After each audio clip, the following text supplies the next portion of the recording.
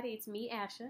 I'm going to go through a really quick video today telling you 5 things that I wish I knew sooner than my freshman year that could have helped me survive college. And I found them out myself, and I found them out going through college. So I'm just going to give you a few tips on how to survive college. I went to Northwestern State University in Natchitoches, Louisiana.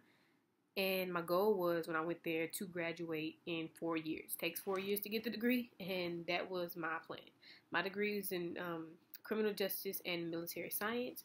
And even though my last semester was a struggle because I really wanted to give up, I pushed myself, and my husband pushed me really hard, and I got through it.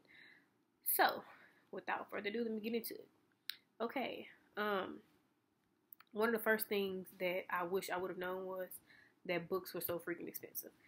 Yes, I had scholarships. I'm in the military, so I had a lot of help with that. But books are ridiculous, and some teachers don't even require you to use the book.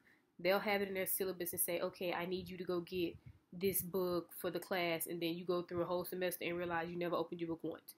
And yet you spent $500 on the book, and if you bought it, you may get $10 back, or you might not get anything back for the book. So one thing I discovered was the library that's on your campus most likely has the book.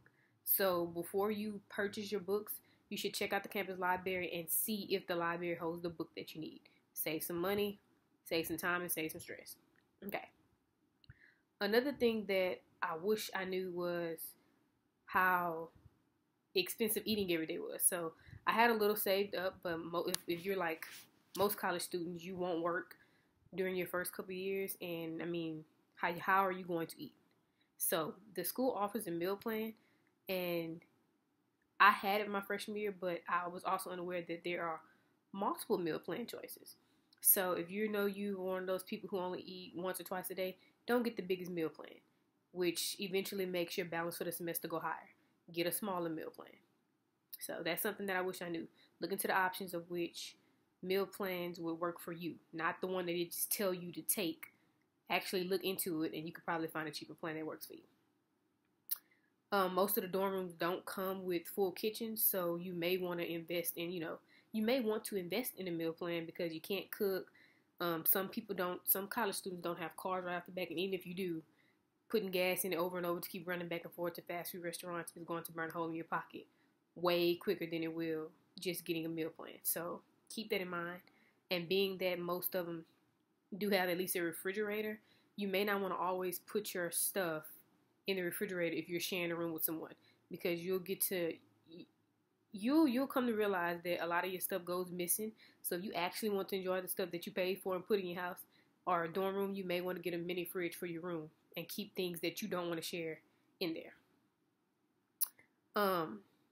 Let's talk about GPA.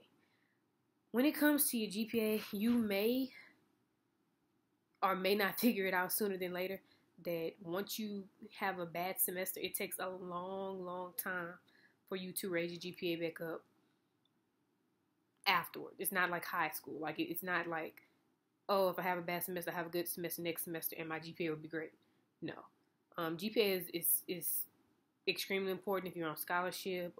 My military loans, not military loans, but my military money was at risk if I decided that I wanted to have a horrible semester. So don't go in the first semester, and it usually happens the first semester. You don't want to go in your first semester of school and get horrible GPA and then struggle to get it back up. Do your best to take notes, pay attention, talk to your professors. All you have to do is talk to them. Talk to them, email them, go to their office, find out their office hours.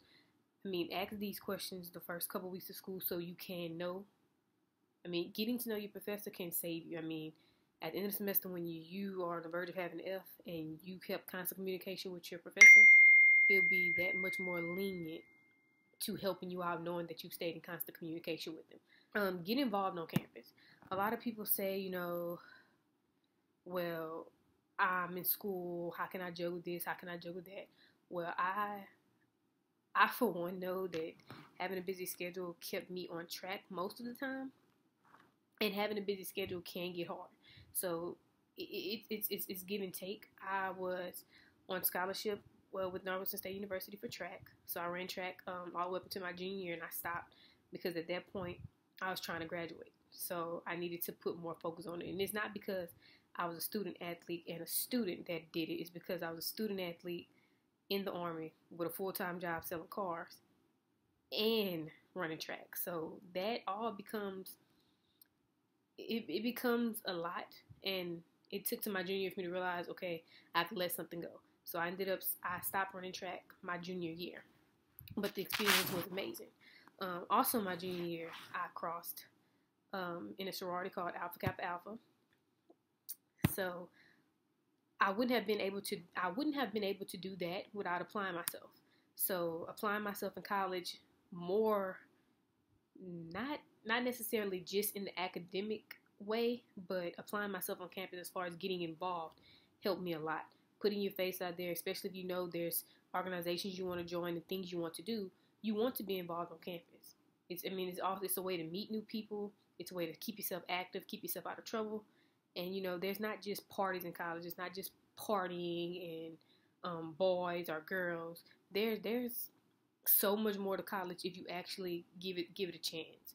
And you want to pick the crowd that you hang with that have similar interests and likes as you, and y'all explore. I mean, when I say there's hundreds and hundreds and hundreds of things on campuses for you to do, and if you can't find something that you're interested in, and say you like to skateboard, you go to your student union and speak to someone. There are ways you can begin your own clubs and organizations on campus. So if you find a group of like-minded people that have something in common and it's something y'all want to do on campus as a whole, then you guys go talk to them and create your own organization. It's that simple. Getting involved helps so much. And I have so many stories and things that I'm thankful for, and I've met so many people and built so many bridges, and I have so many communications because of the organizations that I join. So join organizations. Don't let people tell you, oh, don't take on too much. Take on what you think you can take on and what you can handle, and then, just prosper. Schedule, plan. No, you're like, oh, I have my phone, I'll put it in here, I'll be good. Buy a planner, buy a scheduler, buy the one that you can put on your wall, that you can put on your desk. It is so easy to get caught up in your classes, especially taking multiple classes, that you forget an assignment here or there, and you had every intention of doing it, but because you didn't schedule properly, or maybe you didn't print the syllabus out, now you've missed an assignment. So if I was you guys, I would invest in a planner, and it doesn't have to be anything too exotic or crazy or expensive. Something simple like this that just has a place for you to write down dates, important things you need to do, things you need to get done, deadlines you need to meet. I would keep track of all of that in a hardcore planner and not just in my cell phone. So those are the things that I wish people would have went more into detail with for me. So deadlines, reminders, stay positive, and plan. Oh my goodness, plan out your weeks. If you plan them out and stick to it, you will have a way more successful career than someone that just tries to remember everything from their head, and then you miss classes. And missing classes at the end of the semester will come back to haunt you. Just letting you know. All right, and the last thing I'm gonna go ahead and say is, as a bonus tip, which I didn't really have the issue because I'm not really a party person. Don't let the excitement of college parties and kickbacks and cookouts consume you.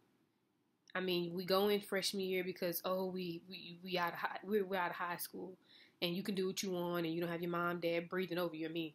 You thought it was an issue with your parents breathing over you when you were in high school, but in reality, you're gonna wish you had someone breathing over you, reminding you what you needed to do when you get to college. But you don't. It's just you. You need to find out your schedule, and you need to stick to it. Mom's not gonna call you and say, "Oh, by the way, don't forget tomorrow you have a test. Study for it tonight." No, it's all on you.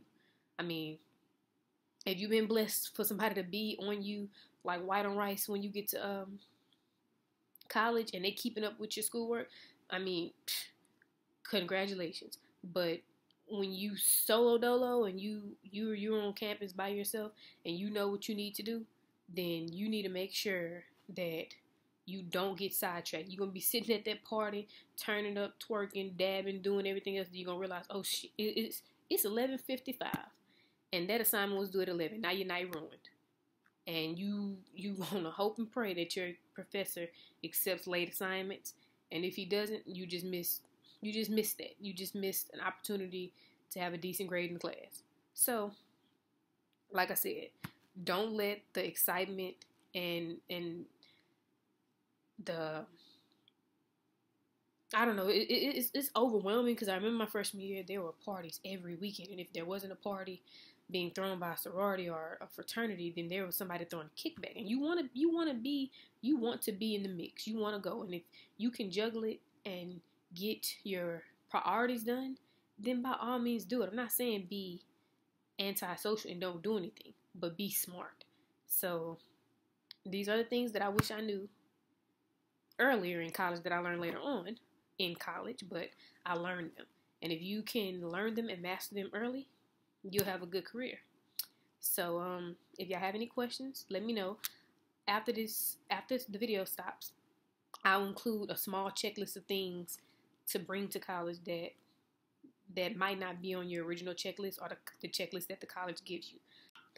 So that's the end of my video. Like I said, it was going to be a short, small little video just to give you guys some hints on how I survived college and how I managed. So I'm going to include a link below to my last video if you want to watch, and give this video a thumbs up, subscribe, share, tell your friends about it, and if there's anything specific you want me to do on my next story time, let me know. Bye. Thank you.